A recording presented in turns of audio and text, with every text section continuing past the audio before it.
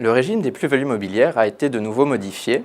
Il prévoit un abattement de droit commun et un abattement dérogatoire qui a pour but de favoriser l'investissement dans les PME et la prise de risque. Cet abattement dérogatoire s'applique dans 3 situations différentes. La première de ces situations concerne les cessions de titres dont les sociétés remplissent certaines conditions. Ces conditions sont essentiellement de répondre à la notion de PME communautaire, c'est-à-dire que la société doit employer moins de 250 salariés, avoir un chiffre d'affaires de moins de 50 millions d'euros ou un total de bilan de moins de 43 millions d'euros. Cette condition s'apprécie au moment de la souscription ou de l'acquisition des titres, c'est-à-dire que si elle ne répond plus à cette condition au moment de la cession des titres, cela ne remet pas en cause le bénéfice de l'abattement renforcé. La deuxième de ces conditions est que la société doit avoir été créée depuis moins de 10 ans au moment de l'acquisition ou de la souscription des titres et ne pas être issue d'une restructuration, concentration ou d'une reprise d'activité préexistante. Cette condition, là aussi, si elle n'est plus remplie au moment de la cession des titres, ne remet pas en cause le bénéfice de l'abattement renforcé.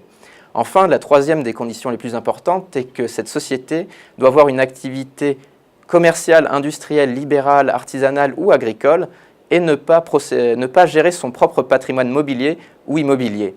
En ce qui concerne les holdings animatrices, les conditions sont à remplir au niveau de toutes les sociétés dans lesquelles la holding détient une participation.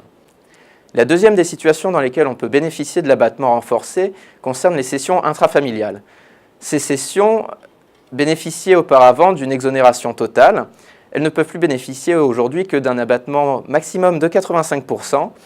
Les conditions à remplir sont identiques, et c'est-à-dire que le cédant ou son groupe familial doivent détenir 25% des titres durant les 5 années précédant la cession.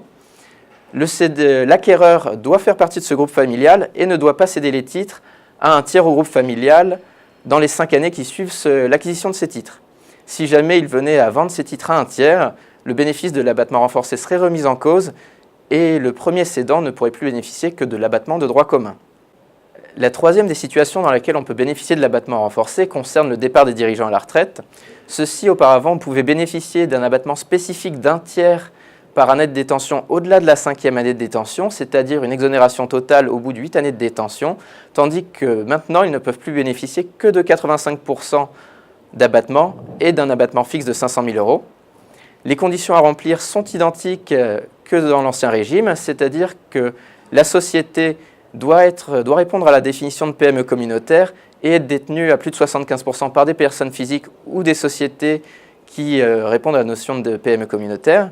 En ce qui concerne le dirigeant de la société, celui-ci doit avoir exercé des fonctions de direction pendant les 5 années qui précèdent la cession, avoir détenu seul ou avec son groupe familial 25% des titres dans la société, faire valoir son droit à la retraite et évidemment quitter ses fonctions dans les 2 années qui suivent la cession des titres. Les taux de l'abattement renforcé sont de 50% entre 1 année et 4 années de détention, 65% entre 4 et 8 années de détention et 85% au-delà.